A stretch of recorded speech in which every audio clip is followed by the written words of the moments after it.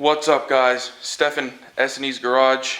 Today we're going to be messing here with the new used engine that we got for our Kawasaki 15F. We're actually getting ready to pull the old engine out of the jet ski today. It's ready to come out. You'll see that in the video I posted before this one. So we're just going to go ahead and check on a couple of things here. I talked to the guys over at Kawi Performance. They've been super helpful to me throughout this process because this is my first time doing a jet ski and dealing with anything salt water like this. And I had asked them the all-important question of, is this oil cooler going to be good to reuse? And they informed me that it should be fine, but they said to go ahead, open it up, and inspect it and see how it is. And if everything looks okay in there, mainly the salt water passages, that I can just go ahead, clean it up in a parts washer and buy new gaskets for it and reuse it. So we're going to try and pull this oil cooler out real quick. The first thing we need to do here is remove our oil filter because there is a large through bolt that goes through that. It's basically what the oil filter threads into. So we're going to get that oil filter off. And then I believe it's this bolt here comes out, and I should be able to pull the whole oil cooler forward. So let's give that a shot. Let me get you on the tripod. Let's get this oil filter off and we'll see what we got. So with any luck, this filter, there it goes, should break free by hand because these should not be on there very tight. Oh, there's oil in this. Let's get this set up here to catch any oil because I do not want to make a mess. Give me 1 second. I'm going to get something set up under here to catch that oil. Now I do have new oil and a filter coming for this.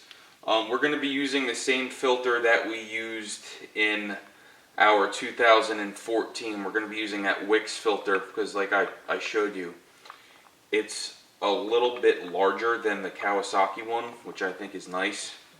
It'll filter a little bit better, but I'm actually pretty happy with how clean this oil is. This looks like it's been, at least oil change wise, been pretty well maintained. Whoever had this before us, which I was told was a fire department rescue squad, they obviously didn't do their salt water flushes very well because of those intake ports. So I'm hoping the rest of the motor is okay, cooling wise. But once we get into this, that was nasty. Once we get into this oil cooler, we'll kind of have a good idea on how the engine was maintained cooling wise, because we'll see coolant passages or water passages in here to indicate to us what kind of condition the rest of the engine is in. So we're going to go ahead, we're going to try to pull this bolt here. Like I said, this should be the only one that goes all the way through, and we're going to have to remove this too. So I'm going to start off by removing this big nut, and we'll see if it comes off. If it doesn't, we're going to remove that other one, but we're going to wing it here. So this large nut is going to be a 30 millimeters, so you are going to need a 30 millimeter socket. We're just going to go ahead and break this, spill oil all over the floor. Alright, let's see what we got here when we take this nut off.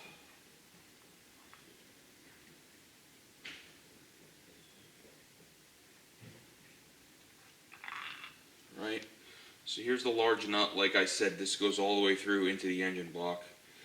So we're going to put this somewhere safe. We don't want this getting damaged, so I'm going to put it up here. And now let's see if this guy's ready to come off.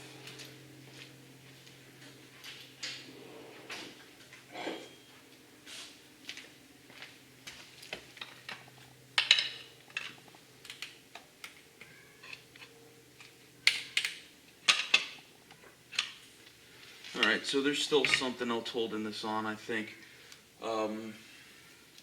We're going to try to pull this. I want to say that's probably a 12 millimeter.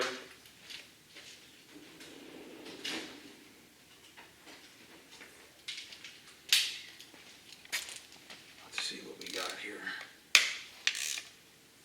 Well, came right out. Kind of surprised.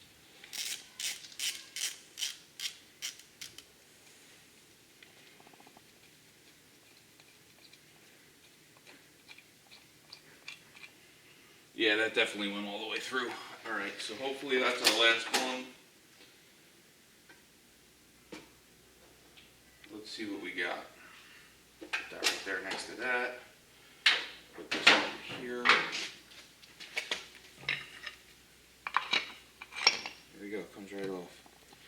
So we're just going to finish letting this drain into here. There is an O-ring here on the back. It actually still feels pretty good. It's nice and malleable, so it might not even need to be replaced. But let's get this up on the toolbox. I'm going to finish draining the oil out of it first. And we're going to check and see what kind of condition this is internally. Okay, so we have a series here of 8mm bolts that we're going to have to go ahead and remove to be able to inspect the inside of this guy here. So we're just going ahead, grabbing our tools, and we're going to hope none of these break. There's number one.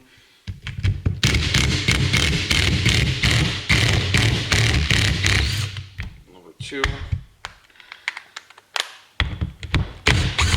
Number 3, 4, 5, 6, and number 7. So let's go ahead and get these all out.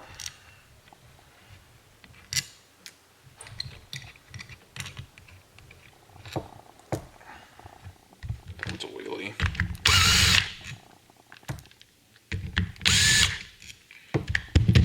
Alright, now let's grab the dead blow hammer here. Just give this a knock like that. So you'll see that this is the oiling side. So the oil side of this thing is relatively clean. I don't see any issues in here that could cause any type of problem. So we are going to go ahead for right now and slap this back together. These seals here still feel, extremely soft and malleable, and it's not flat. So I'm not super worried about replacing it. But what we are going to do is just use this paper towel here and wipe this mating surface clean, like so. And we're also going to clean that one, and then we're going to flip this over and we're just going to wipe where this is going to go and any contaminants that are on it. So you'll see we have this all cleaned up. And we're just going to go ahead and slap this side back together because everything looks okay here. I really don't even think I'm going to change the gasket on this side because of the condition that it was in. I just don't see any issues with it. So we're going to slap this back together like so.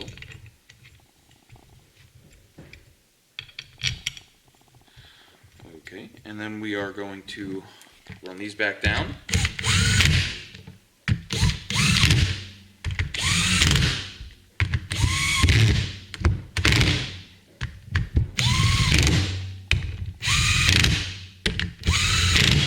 Now I do have an oil pressure switch that is in much better shape than this that we are going to use.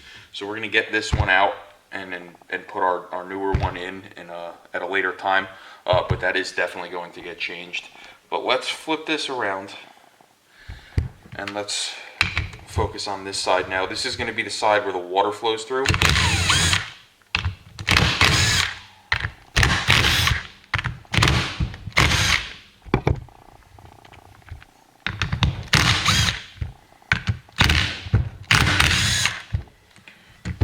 Alright, same thing here.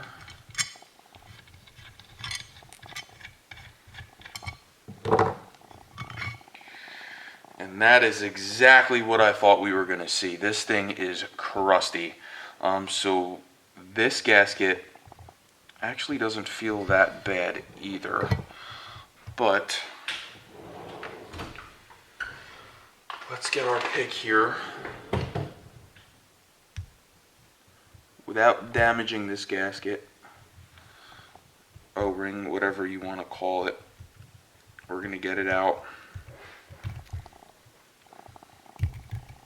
Yeah, this is still fine. We're gonna bring this outside, and we're gonna, we're actually gonna hose this thing off. We're gonna try to chip away at some of this and see what kind of condition we can't get it in. If it's still terrible or I see a lot of pitting, we are gonna probably explore another route. But let's see what we got here when we pull this apart, and if it's not terrible, I think we're gonna try and save it. Now, luckily for me, I've got a few of these things to choose from here. The jet ski, when I purchased it, came with a bunch of spare parts, and an old disassembled oil cooler was a part of those parts. That would be this one here, but what I want to focus on is right here. You can see that metal here, here, and in a couple of other places here. Is actually pitted and damaged. So we are going to steer away from using this one. I just ran downstairs to the basement to check this one to see how it looked, and it is not in the best condition. So we're going to go ahead and set this one off to the side. This is actually probably going to go in my metal scrap, just because it's not going to be used. So now we have the one that was in the jet ski. And you'll see it is not in the best shape as far as cleanliness, and we do have some areas here where the metal is a little funky, but I don't have any of that pitting in this area that I was concerned about on this one. But on this one, other than all the water pouring out of it, there is like a goopy, nasty mess on the oiling side of this one. So I'm not sure if I want to use this one yet. It's looking like the one that the jet ski came with isn't, or that the engine rather, sorry, came with, isn't in the worst shape. So we're going to bring this over to a parts washer at some point and clean it out. But I do have everything that I need here to make one good unit. So we're not going to have to buy one. I originally thought we were going to have to buy one, but that's a good thing that I don't have to. They're like $200-300. We can save that money, put it towards the jet pump. I was thinking about going used for that, but it doesn't make sense. I'm probably going to get a new one from Kawi Performance with their upgraded shaft.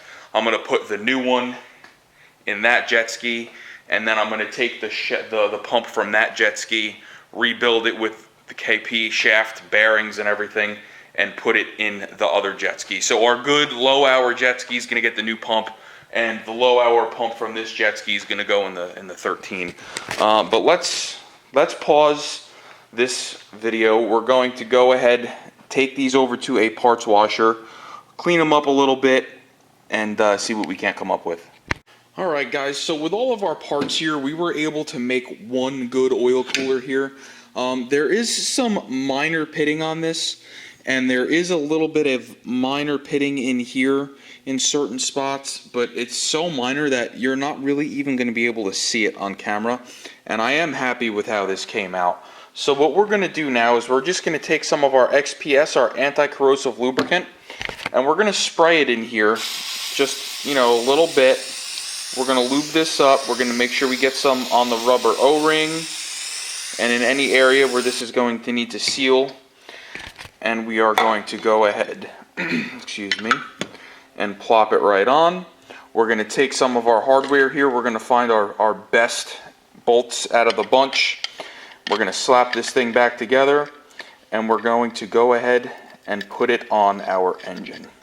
So let me just, literally, I'm going to thread some bolts in, run this down. We're going to go over to the engine and thread it back on. Alright guys, so here we have our engine. We're going to take our oil cooler here. We are going to put it in its place, and we are just going to start threading in this bolt here by hand. Okay, now that it's started, we're going to take our other bolt, which was this 12 millimeter. We are going to line it up, run it down. We're just going to go ahead and tighten these up.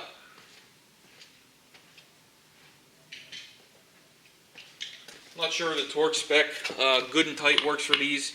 You're not sealing any high pressure water or super high pressure oil. So we should be good.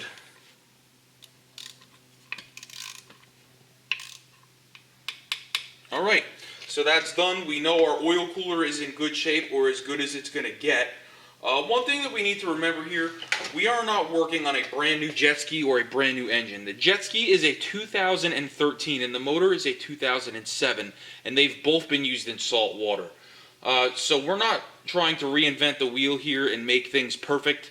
We're just trying to get them so, you know, the thing runs and it runs good, and that's exactly what we're going to get here. We're not seeking perfection. Alright guys, if this video helped you rebuild and clean the oil cooler in your Kawasaki STX 15F, please give us a like, share, and subscribe. In the next couple of videos, we are going to be doing the valve cover gaskets and swapping over a newer style valve cover onto this engine. We do have a couple of other starters. You'll see this starter is quite a bit crusty, so we are going to bench test the two starters here that we have that look better than that. And if they both test good, we're going to use one of them instead, because like I said, this one does not look like it is long for this world. So we do have plenty more Kawasaki jet ski content coming up. So please, if this video helped you, and if you like this kind of stuff, like, share, and subscribe, and we'll see you on the next one.